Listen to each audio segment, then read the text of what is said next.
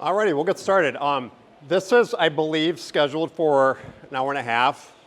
Are you sad if I say I only have an hour's worth of material for you? Okay. Okay, so I mean, if you want to stretch it out and yak, we can do that, but typically this is just an hour. And by the state requirement, it's just a 1 hour for your relicensure. So we'll try to get through it in an hour. Greetings, salutations from the Twin Cities. It was a cold drive up here, but it's beautiful. It's sunny and really nice outside. My name is Brent Munce. I am the school psychologist at Coon Rapids High School, so one of the southern suburbs of the Twin Cities. I was up here last year too. I like coming up here on MLK weekend. And I'm the secondary lead psych in our building. Any psychs here? Hey, all right. Are you going to MSPA next week? No. No? Okay.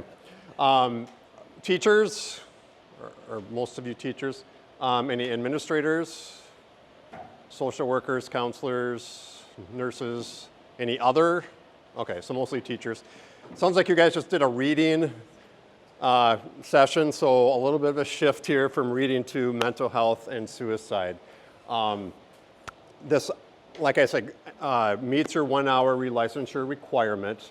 I do want to always talk, starting off by saying that I know suicide is not a real light topic or fun topic, and I also want to acknowledge that it may be a personal topic for some of you, either professionally and or personally. So I acknowledge that. We do watch a couple video clips in here, which may be emotional for some of you if that is the case. I'm not going to be offended if you need to step out or do whatever. Take care of yourself emotionally if you need that, but just want you to be aware. All right. Otherwise, it's me kind of talking at you. There's not going to be a lot of talk to your partner kind of stuff in here. It's mostly getting, and when I'm sitting in the audience, I don't really like that myself. So it's just, I'm going to give it to you. And if you have questions, ask. Okay, we have the time for it, but otherwise we'll go through it. All right, memorize this, just kidding. So this is all the legal stuff about, there used to be suicide stuff embedded in that 2 hour mental health training that was part of relicensure. As of August 1st, 2017, they made suicide prevention a standalone separate presentation. So we've been doing this now for about seven, almost like 8 years now. I should acknowledge I didn't really create this PowerPoint. And so you have the PowerPoint in the packet, and then you have this thing from Ed, Minnesota, which hopefully I'll cover most of it. I think my own PowerPoint, it's not mine. Actually, I didn't create it, but the one I use, I think, has a little more strength to it, especially with some of the video clips we use. But it should cover you. And then the most important thing is the certificate, obviously, to make sure you get that taken care of. So learning targets. We're going to use a video clip of a survivor story to illustrate personal bias that all of us, shouldn't say all of us, but many of us may have or have had in the past about suicide. There's a lot of things out there that aren't true, or things that maybe we used to believe that aren't necessarily true. And this isn't a judgy thing, it's just to be aware that if you're working with a student that is having thoughts of suicide or self-harm, that we can give them good information and react appropriately and not based on myth.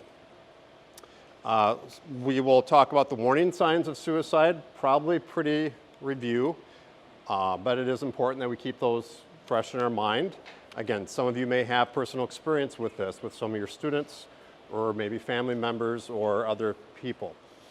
I'm going to talk about, give you some hints on some things to say, some things not to say, what you do with that information, as most of you being teachers. And I know it may vary from school to school or district to district, like who are your support people, who are the support staff in your building, and then talk a little bit about what happens on our end. Like as a school psychologist, what do I do? What do the counselors and social workers do if they get that info? All right, so definitions. Pretty self-evident, but just want to make sure we're all on the same page here. So suicide is any death caused by a self-inflicted injury or action with the intent to die. So that intent has to be there. That intent is different than the last one, self-harm. So for example, the cutting that we sometimes see on kids on their wrists, if their intent is not to die, I'm not trying to, not to be graphic, but I'm not trying to cut deeply enough to bleed out and kill myself, that is a different kind of behavior than a suicide or a suicide attempt. And I should say too about suicide, and I probably myself 5 years ago or more would say committed suicide. We want to try to get away from using that phrase committed suicide and try to use the language death by suicide, like death by cancer or death by heart attack, to try to take away some of that stigma that's associated with suicide. A suicide attempt would be any behavior similar to a death by suicide that does not lead to death. So someone that overdoses, for example, with the intent to die. I'm not taking these drugs to get a high, I'm taking these drugs to die, but does not die, that would be an attempt. Okay? Suicidal ideation, any thought, any desire to end one's life. I wish I were dead. I wish I could go jump off a bridge. Those are examples of suicidal ideation. And then I already touched on the self-harm. So self-harm would be that behavior, most commonly cutting, but it can be burning, it can be hitting, it can be any other kind of self-inflicted injury that's not meant to die. And the 2-hour mental health training, we talk more about self-harm because there's a lot involved there, and there's myths behind that too, right? Sometimes we jump to the conclusion the student is doing it for attention, and while that's possible, that's usually not the case. Usually it's behind that is internal pain that he or she is not dealing well with, doesn't know how to express verbally or in other means, and oftentimes these are the internalizers, and they tend to cut on themselves to feel something, is what kids have described to me. And the scary thing is that it can become addicting. So these kids, they release the endorphins. Sometimes when we would think you're cutting yourself, that must hurt, that must be painful, why would you do that? They start to get enjoyment out of that because it's euphoric and it can become addicting. So that's the danger of that. And of course, we know too, if they're cutting, they could accidentally go too deep or cause harm that they're not really intending to cause. Why do we need to understand about suicide prevention? Pretty self-evident, and beyond the fact that we need the certificate to keep teaching or doing what we're doing. We know that when kids are in our care, we are not their parents, but yet we are their caregivers, right? And sometimes these kids are spending more time with us in our classrooms than they are with mom and dad during the school week. So sometimes in the trenches on those front lines, we see things or hear things maybe from friends that we do need to act upon. I know at the high school level, kids are much more apt to talk to each other, right? And share things with each other, either in person or social media, or they're texting or whatnot. So oftentimes when concern for a student comes about, it's through a friend telling a staff member, or a friend letting us know that, hey, we're concerned. 2, there is liability issues. So we're all mandated reporters. So if we become aware that a student is talking about suicide, thinking about doing X, Y, or Z, and we don't report that, and by reporting I mean making sure a parent or guardian knows. That's the most important thing. But typically if you're a classroom teacher, you would want a social worker, a psychologist, a nurse, your administrator, someone else to know, so that we can work as a team to try to problem solve and figure out, hey, how do we talk to the family about this? Sometimes they know, sometimes they don't know. Even just this week, I had to call a parent, and I'm working with an 11th grade boy that has a depression diagnosis, is on meds, has been lying to me and telling me he's taking his meds. Mom, when I called her, said, nope, he's not taking them. But he's become more and more, his depression is declining and he's becoming suicidal. Told me just Thursday that he is staying up till 3 or 4 in the morning thinking about it every night. And mom didn't know that part of it. So that's always hard, to be the bearer of bad news and to be the messenger, but that's not something I can keep secret, you know. And I know sometimes we focus on relationships, like, oh, you don't want to break that confidentiality or ruin that trust. I'm always upfront with kids. Like I told that kid, I said, I have to let your mom know about this, obviously. And he said, yeah, I get it. In my experience, usually kids on some level are appreciative that you contact mom or dad. Not always. Sometimes there's, you know, friction at home and they're worried mom or dad's going to yell at me or get mad at me. And I always say, I can't control how they're going to react. I'm going to be as gentle as I can, but they're your mom or dad. They love you. They need to know. So we need to make sure that families know about those things. And then finally, like I said, if any of you have experience with this topic, you know that it's very devastating. It's very devastating, not just for the school, but for the entire district, the entire community, and it lingers. It's not something that just lasts for a small amount of time. All right, we're going to watch a video. Is that better?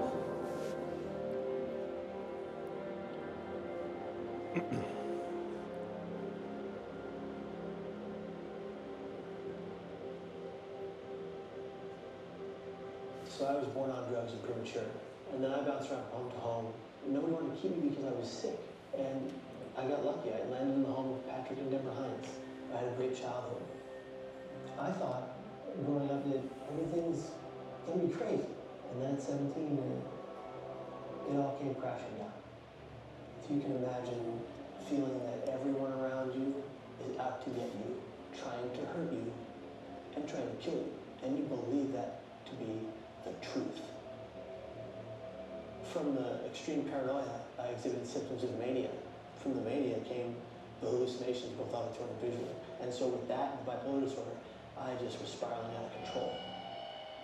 I vividly remember writing my suicide note. But people don't get it. Like, I thought I was a burden to everyone who loved me. And because that's what my brain told me, because that's how powerful your brain is. I got off the bus. I walked slowly down the walkway, the Golden Gate Bridge, and people rode by me, drove by me, walked by me, and a woman approached me, and she said, "Do you take my picture?"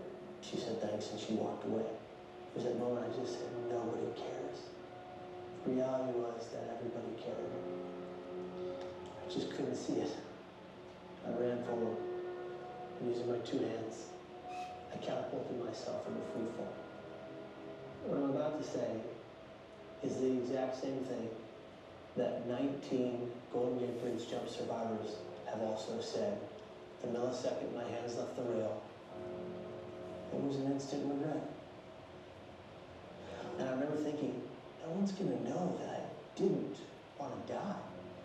In 4 seconds I fell 75 miles an hour, 25 stories, and I hit the water.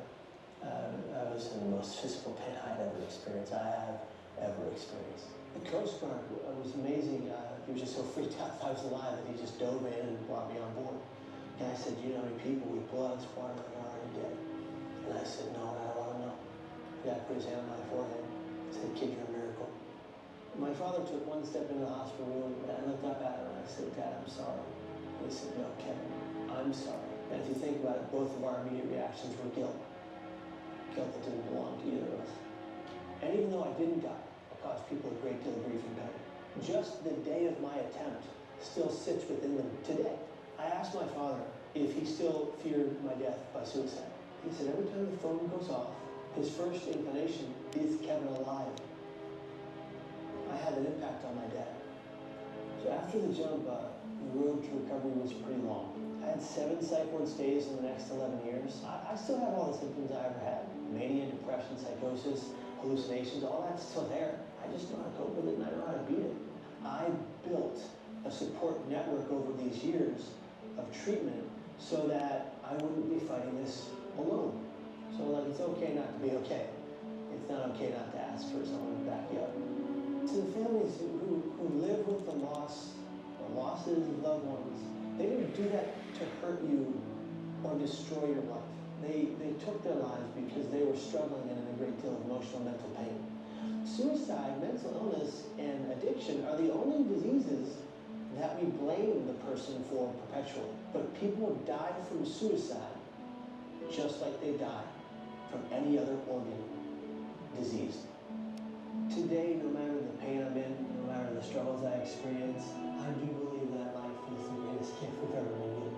And if you're suffering mentally, don't wait like I did sitting in denial for so long.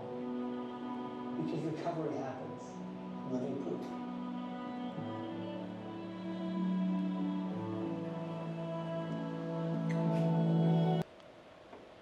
So myth number one, people who talk about suicide won't really do it. This is a myth.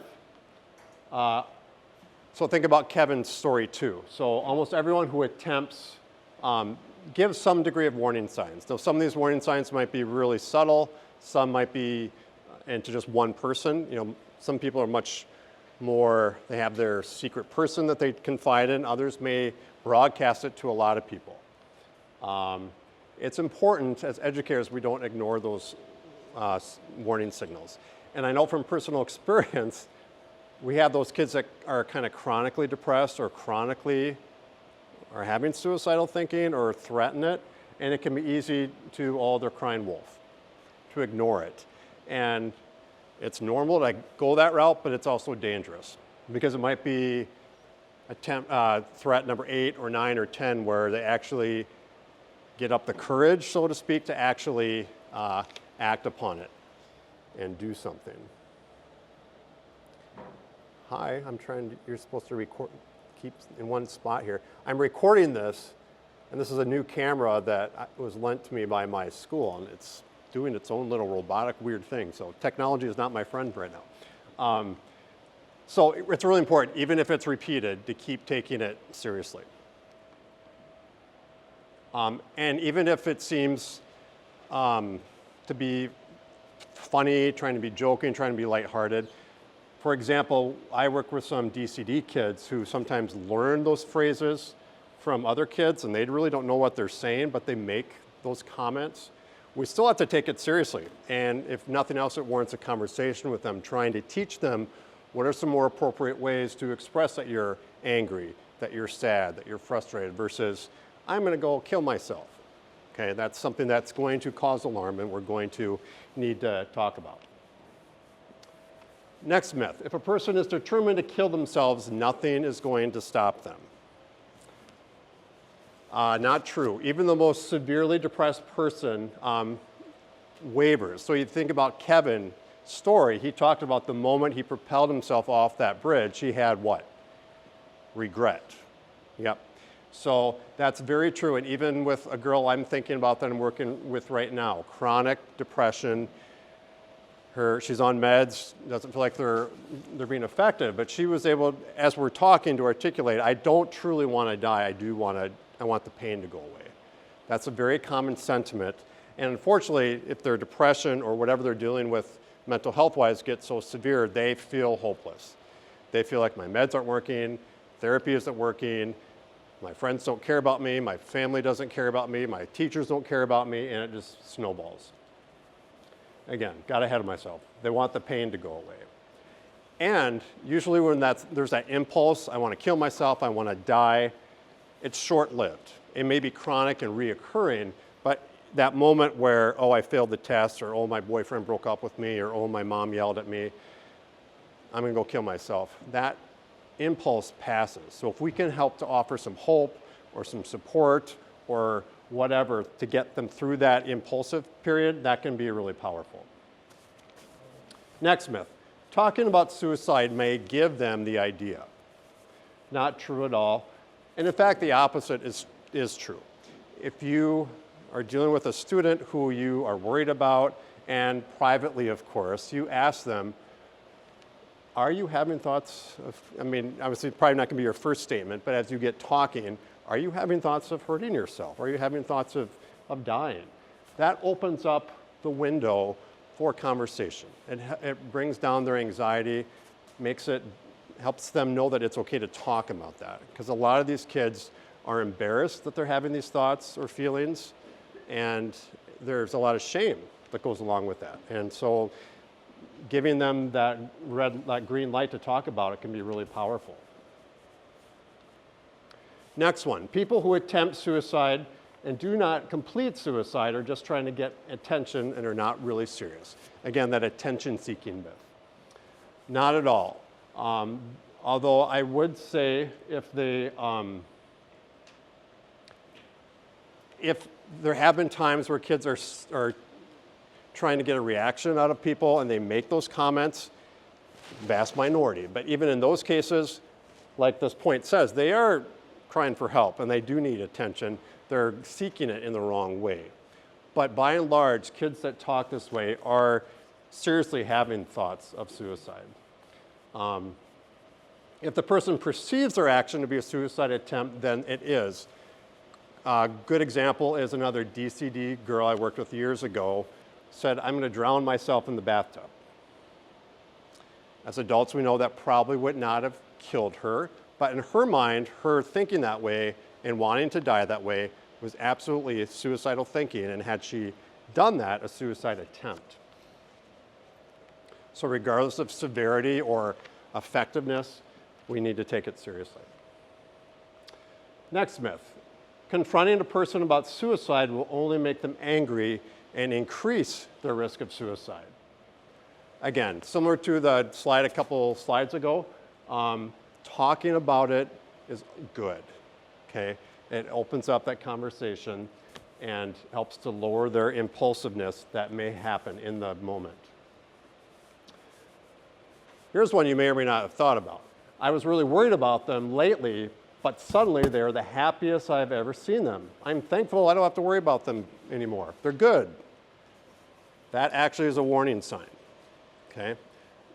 Someone that is chronically depressed, dysthymic, isolating, and then suddenly there seems to be this peace about them. They maybe even seem happy. It could be that they're getting some treatment and things are better, right? But it could mean that they have developed a plan, maybe have what they need to execute the plan, and have a date in mind. And to them, again, think back about their pain. Maybe they, in their mind, sadly, think that my pain will be ending soon. Okay, so that's one to keep in mind. Next myth, the student comes from a really wealthy family and has everything they could need. Why would they ever be suicidal? Well, we know that suicide, like all mental health issues, goes across all racial, socioeconomical, age boundaries. And I know in my building, our most recent suicide was probably 4 years ago, and it was a junior boy whose mom, ironically, works at the school. Great person, great parents, and I think what she dealt with for many years was indirect, not blame, but like, was there something going wrong at home, that was causing this? And she's been very vocal and has been a real advocate now that it can come from any family, and I'm sure they weren't perfect parents, but they were supportive, good parents. So sometimes I know as educators, and I do it myself sometimes, like, man, if we could take them out of that home, or it's all about the family. And we know sometimes that is true, but not always. And so we have to be careful to just knowing that it can be great families, average families, really cruddy families, all of the above. Last myth, I believe. Only experts can prevent a death by suicide. Not at all true. It's all of our jobs, any of us that work with kids, and again, it really is about that relationship. So as scary as it might be if a kid is talking to you about feelings of suicide or thoughts, it's actually a really, really cool thing in that they're opening up and confiding in you. Because it's the kids that don't have any support are the kids that I worry about the most. And oftentimes the ones that do act on it, they don't have any support, or at least they perceive themselves. Because remember, Kevin talked about he didn't think anyone cared about him, but he later said, I know that I had a good family and good support. So in that depressive state, perception isn't always reality.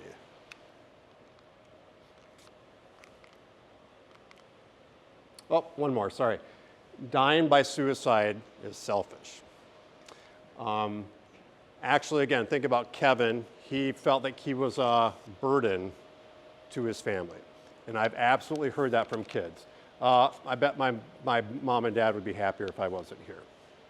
They really believe that sometimes, which is so sad because we know that's not true. But they see themselves as burdensome. All right, pivoting to some statistics. Some of you may eat up stats. Some of you may be bored to death with them. We'll go to that. National stats. I mean, bottom line is that suicide is growing, not shrinking, unfortunately. We know that the pandemic, depression rates, anxiety rates went up, depending on what stats you look at. 30%-ish is what I usually have heard. But each year, suicides continue to grow. And we know that for our young people, it's particularly prevalent.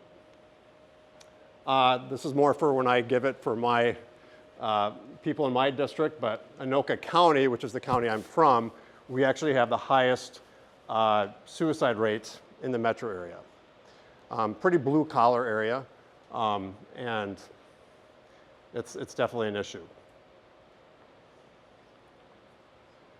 Gender disparities. This is really important that we're aware of this. So males are about 4 times more likely to die by suicide. And that's because they tend to use more lethal methods. They tend to use guns. Not always, but that's the commonality. Females are much more likely to have suicidal thinking, or at least they report it. Some would argue males maybe underreport, and I'm guessing there's probably truth to both. But females attempt suicide 3 times more frequently than males. Okay, so the females are attempting. Hospitals are going to generally have more females, but males are going to die by suicide at a much higher rate. Part of that's because females tend to overdose, use less lethal methods oftentimes. And then I already got into the age a little bit. So suicide is the second leading cause of death for our young people, first only to car accidents. And I'm always struck by that second to bottom one. So more teens and young people die by suicide than all those natural causes combined.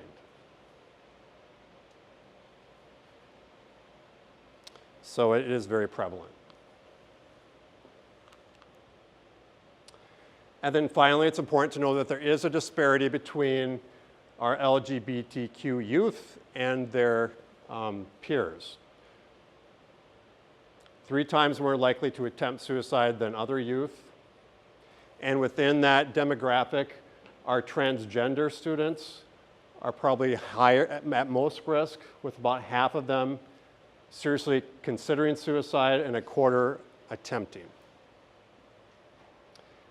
And it's, as common sense would tell us, when these students feel supported and accepted both in school and at home, they have a lower rate of suicidality, whereas obviously if they feel rejected, bullied, non-supported, they're going to have a much higher rate of suicidal thinking and attempts.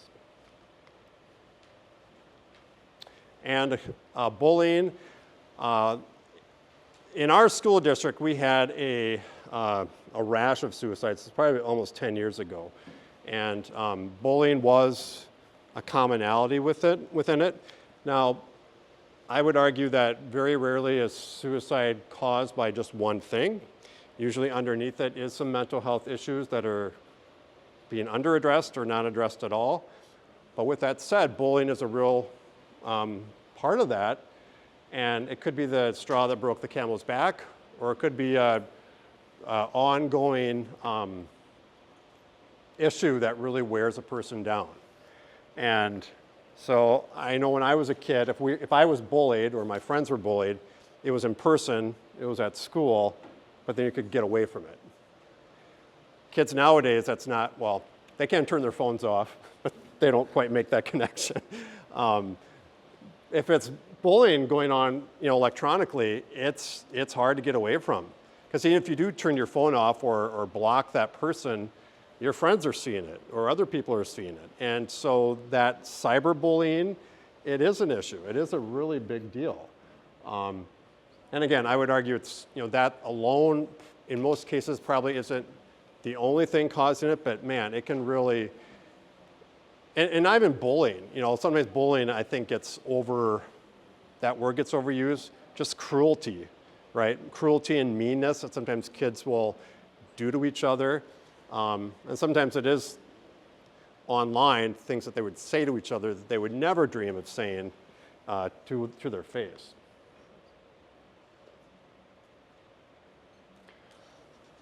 So again, suicide, it tends to be multifactored. It's usually not just one thing. I did mention earlier that with suicide, a lot of these kids feel shame. They feel a lot of despair. And so it's not something for a lot of them that's easy to talk about. It might be something that they hide. And, again, going back to the student at our school that died by suicide 4 or 5 years ago, I actually did a support group with his friends that next year. And the hardest part for their grief was that they just didn't know. This kid did not share his feelings. And he was a violin player. He was well-liked. He obviously was dealing with a lot of pain that he never shared. And so that's what makes it really tough. I'm not even going to tackle technology on this one because of what happened earlier, but in the PowerPoint, does the PowerPoint does it have the page or is it just the highlight?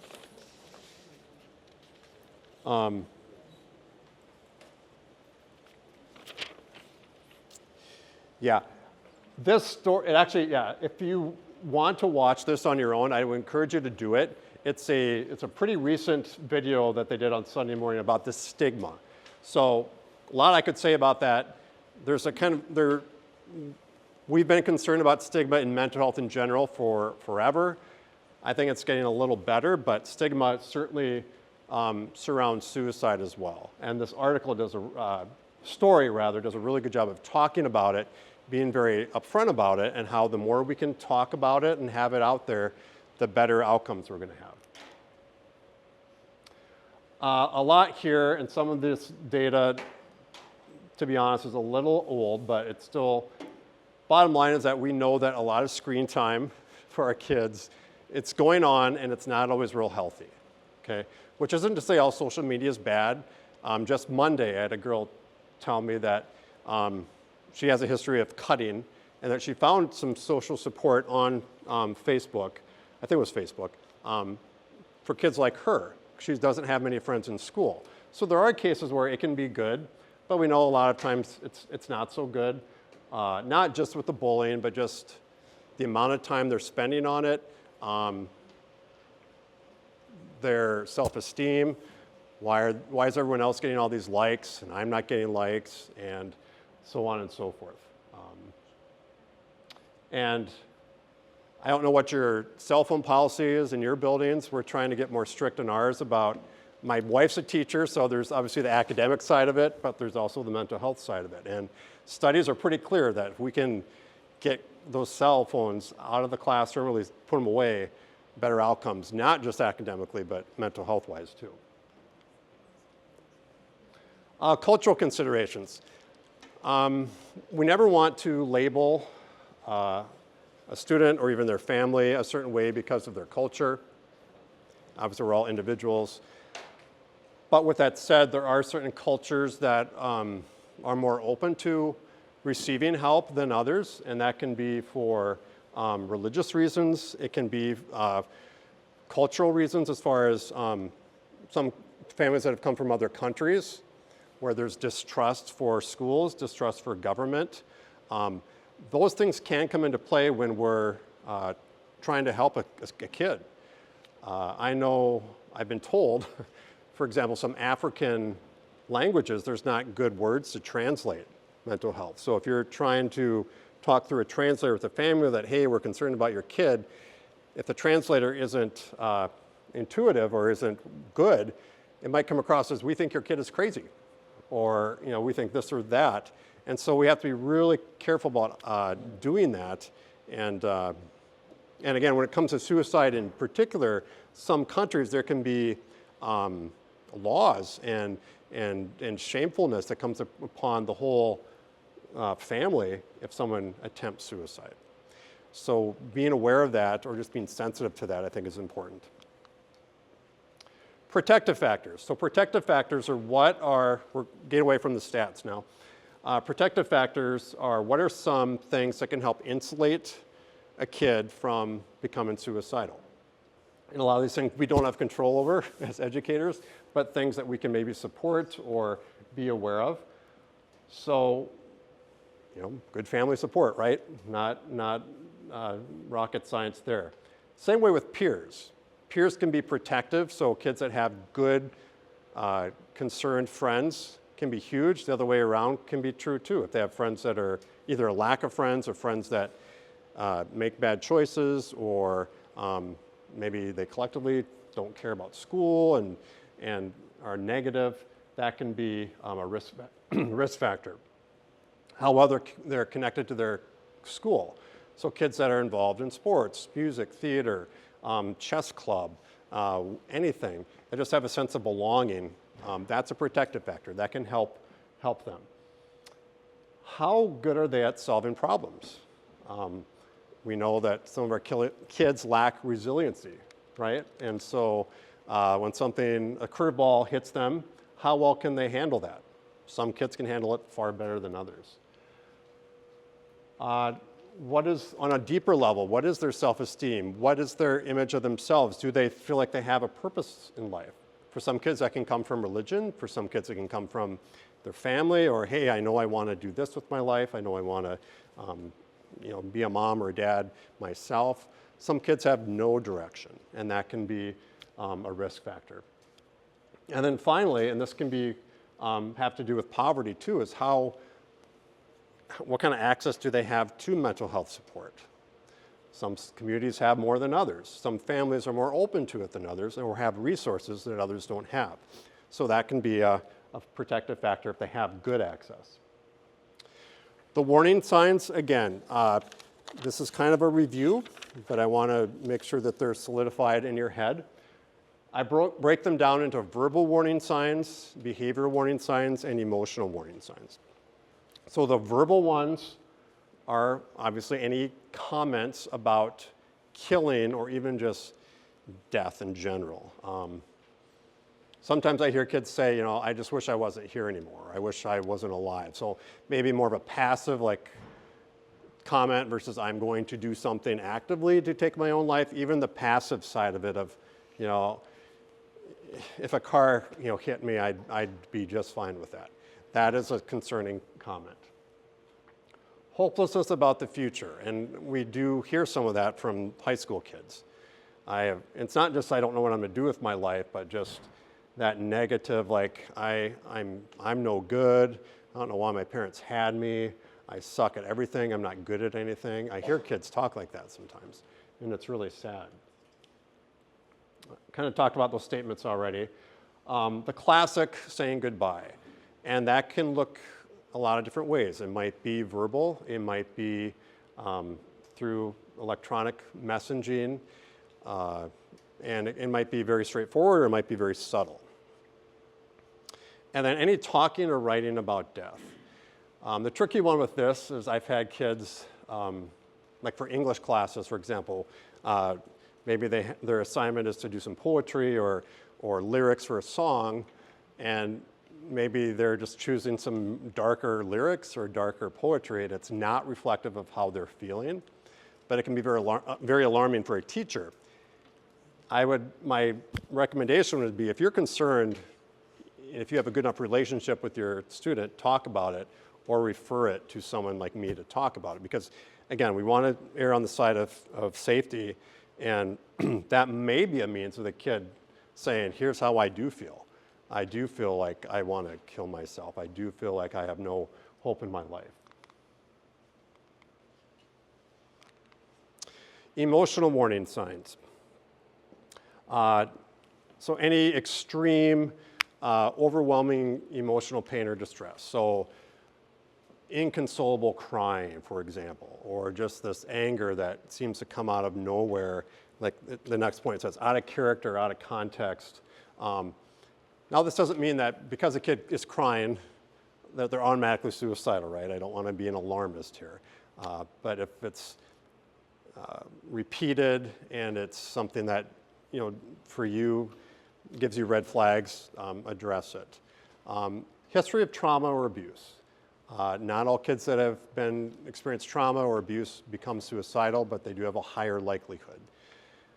Prolonged stress. And again, that last one goes back to the myth that we talked about earlier. If you've been concerned or they're being treated for depression, anxiety, bipolar disorder, and all of a sudden they seem very suddenly calm, could be a red flag. Behavioral warning signs, especially at the middle school and high school level, more alcohol and drug use or beginning alcohol and drug use. Again, a kid using doesn't mean they are suicidal, but the two can go hand in hand. That next stat is concerning, that about 1 out of 3 that do die from suicide, there were drugs or alcohol involved. And I know the kids I worry about the most are the kids that either have a diagnosis of ADHD or have that ADHD tendency, very impulsive, and are users. I worry about, and they're maybe depressive as well. I worry about those kids the most because I worry about, okay, something bad happening, are you going to make a really bad choice, and you can't take it back. Putting their affairs in order, so that's another classic symptom, giving things away. Sudden withdrawal, which may look like depression, but maybe they've been involved in activities, involved with their friends, now they could care less. Clearly, actually taking steps to buy ammunition, buy rope, buy guns, that would be a warning sign. And then significant changes in sleep, which coincides with a lot of mental health issues, but that can be a warning sign. Rather repetitive here, but I talked earlier about self-injurious behavior, how that differs from suicidal behavior. So again, self-injurious behavior, not intending to die, oftentimes cutting, but can look like other things. It's important with these kids too that we do get them help, or that we do let parents know. Not all of them need therapy, but a lot of them do. In a therapeutic situation, we're trying to help them, okay, do a better job of identifying what's bothering them and what are some better replacement behaviors that can be used instead of cutting on oneself. What are some coping strategies, some self-soothing strategies that would be better?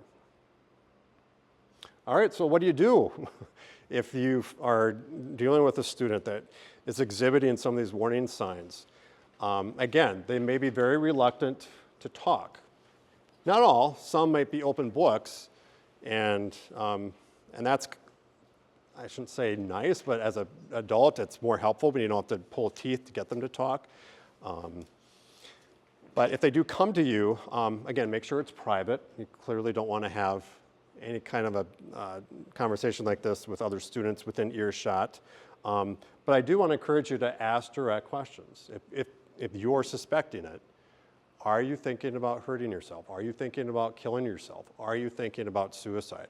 Because more times than not, they'll be very honest with you if they are or if they're not. And if they're not, at least in my experience, they're usually not insulted.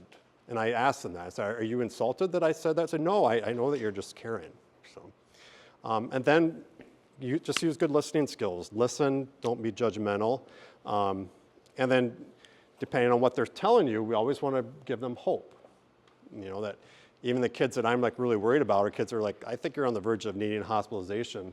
I always say, I know things feel really bad right now, but that doesn't mean you're going to feel this way forever. There's ways that depression can be treated, and maybe if it's not working now, it can get better. Some specific things to try saying, again, thank them for being honest with you. Affirm their feelings. If they're saying how sad they are, say, I'm sad you're hurting like this. Depending on your relationship with the kid, you might ask more probing questions. What's going on that's making you feel this way? As a psychologist, or part of what we would do is then ask, are you thinking about a way to do it? And do you have access to a gun? That may or may not be appropriate for you, depending on your relationship with the kid, but those are questions that we do want to get the answers to. Things not to say, and some of these are pretty self-evident, but we clearly don't want to be shaming them. Again, they're more than likely feeling a lot of shame themselves. We don't want to make them feel worse. We don't want to guilt them, because again, like Kevin, they probably already feel very guilty for how they're feeling. You may be tempted to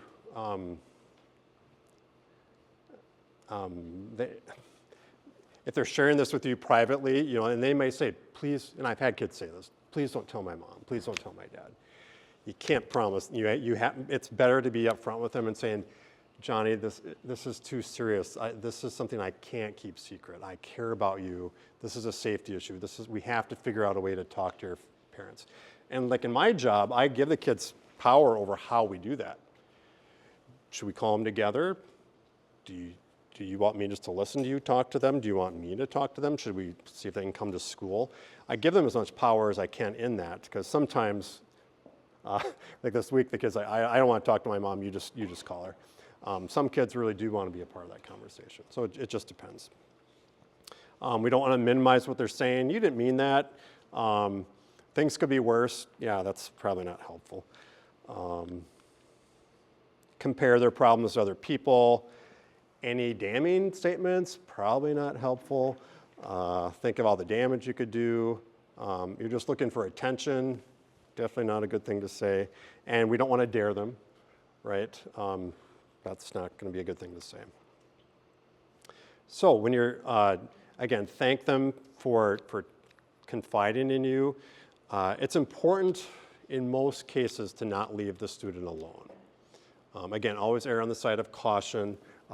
Even if they need to use the bathroom, you might need to figure out something so they're not in the bathroom alone, or see if a counselor or social worker or counselor or psychologist can come to you, or you bring them to his or her office.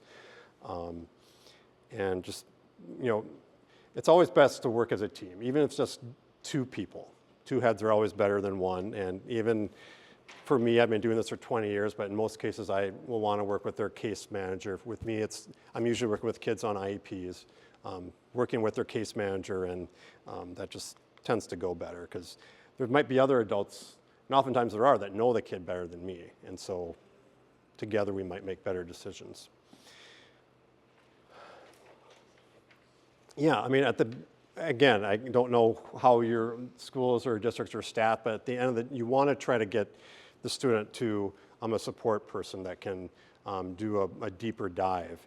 In our district, we have what are called suicide risk assessments and safety plans that hopefully the support people in your building have as well. And so that's a more formalized form we go through that talks about, are they thinking about a method, a means, do they have like a date in mind? And then we document all that, because in cases where kids do need to go in, they do need to go to the ER, it's helpful to have that documented, because in some cases kids go and then they get scared, or they're like, well, hell, I don't want to be hospitalized. So then they'll take back what they said. And that helps to say, no, these are the things you were saying. So at any rate. And then what we do on our end, again, it varies from school and district to district, but for us and for me, priority number one is getting in contact with the parent. We need to do that. That's a non-negotiable. Where it gets tricky is if the parent is in denial or minimizes what's going on. And we've had that too, where we've called and called and called, and either parent won't even come to school to pick them up, or they take them home. They say they'll take them in, but they never do. There does come a point, and it can become a legal issue, like at what point do we send them, by ambulance to the ER? And we've had to do that a few times, and we try not to ever do that without parental consent, because there can be a cost involved with that, and that gets all hairy. But it's kind of like if a kid in gym class breaks their leg, if you can't get a hold of the parent, you're not going to wait, you're going to send them in. And so in some cases, mental health-wise too, we do have the right to do that. But it's always best practices to work with the family. But there can be those occasional families where it's difficult. But anyway, we try to make the best decisions we can. In our county, for example, we have like a mobile crisis unit. So, I'm not one to just quickly send them to the hospital, because I know sometimes that can, sitting in a waiting room for a long time and all that cannot be a fun process. We have crisis mobile units that can come to the school or go to a family to their home and work with them there. Sometimes that's a good option. And at the end of the day, it's trying to keep them, make sure they're safe, and try to help them get the resources and help they need, not just in the moment, but going forward. Some crisis resources here. So you probably have heard of 988. That's a number that can be called or texted or doing online chatting. That's a really good resource for kids. Canvas Health is the mobile crisis unit I talked about in our county. I don't know if your counties have something like that or not. SAVE is a really good website to refer to. And again, beyond this being our 1 hour requirement, we do play a critical role in prevention. And the good news is that, and I want to thank all of you for whatever role you're in, to whatever, whether you're teaching or an administrator, you do make a difference. And I know you got into this not to make huge money, but because you care about kids. And it's not just to teach them the math and the reading and all that, but to really care about them as people. And so it's those relationships that do make a difference. And so let's see if this video will play. I think it's embedded. It should, because it's embedded. It's embedded within the PowerPoint. So this is a feel-good video to end on a good note. It's just hard with that.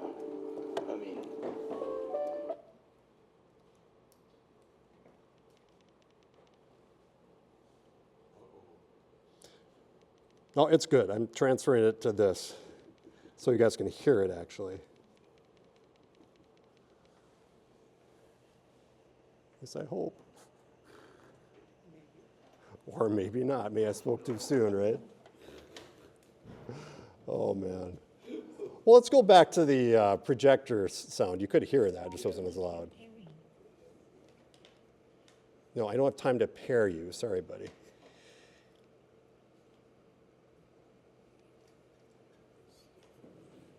Turn off. Come on. Before we there heard it the is. sliding glass door open, and Let me restart it here.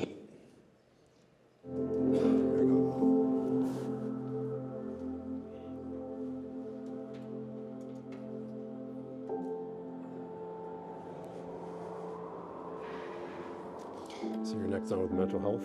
yeah, it's hard with that. Go quick on about half of it. Yeah. Way more. When I was a kid, you could hear everybody. So the whole You know, it was what was happening to us. And Well, is there still suicide in that one? Yeah. Oh, okay. you get up, It's just kind of like the brief. Just the, if you go right up here, there's a turn, and you can. I do the 2 hour mental health, but I don't use that one. It's kind of like the immediate danger. What do you do? Yeah. Warning signs. Just those ones quickly. And there were some good times, though, like Correlation between we got a good 30 Go minutes see or so it, yeah. before we heard the sliding glass door open. Work on this side so it doesn't get to One this day side. he came in and he actually had pizza, like supreme pizza. And another day, everything was fine. And another day he came in and Here's the difference in mine. I for think no reason he just smashed my mom's head against mine the goes all the way cabinet. down to 10. Yeah. Changes. Yeah, it's stuck. Yeah, that's old, I think. Yeah, I think it's at least from 2020. Just thinking of In fact, I know they're working on revamping this. Yeah, I know. And they asked me to help, and I'm like, I'm too busy. my brother and I would play. My dad, he'd come home and we had to be really good at sports and stuff. So Just basically because of those after, because these were all pre-pandemic numbers. I know that. Right.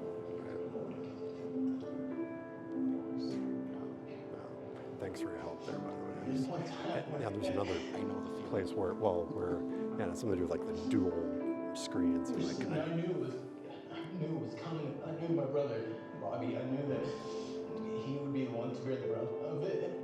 And so I'm sorry. I'm sorry.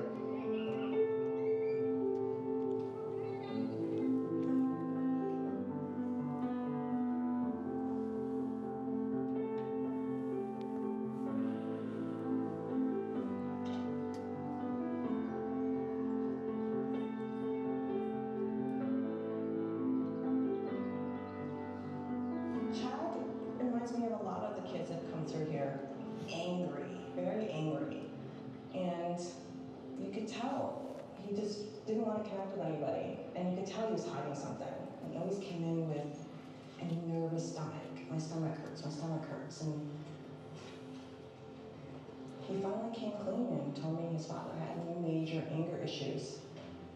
He said, you know, I need to talk to somebody. And I instantly thought of Coach Morrow. Good job. Chad wasn't a football player per se. He was just a kid that had energy that needed to do something. He needed to be a part of something because I don't think he had anyone as a role model or someone showing him what to do. On the whistle. Coach Morrow was the only person I really trusted in this town. He was always there. There was times I would give him a ride home. We would talk. Sometimes we wouldn't talk. But it was interesting to have a discussion with someone, a young man who had no one to talk to. He was the only one there for my graduation. He and my family wasn't there. I just remember when you were walking across, I just remember looking up. And this big old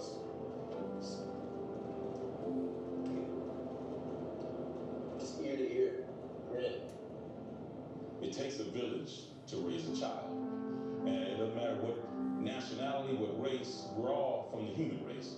And if you interact with someone, it shows them that you care. Good memories, you know? You gotta hold on to those. It's love thy neighbor. It's what we should do. Last time we saw him. About 8 years ago. Actually, right over here is Lucille's barbecue. The best barbecue you'll ever have in your life. And Coach Morrow actually took me there, like after high school graduation. But take this right. It's gonna be your first right over there. Just pull in, not this one,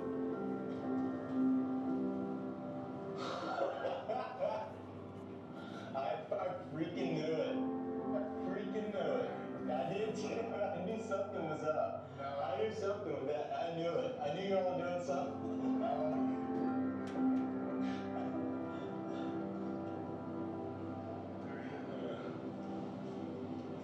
I heard you went down. I knew you couldn't pass up some Lucille's, man. Let's see.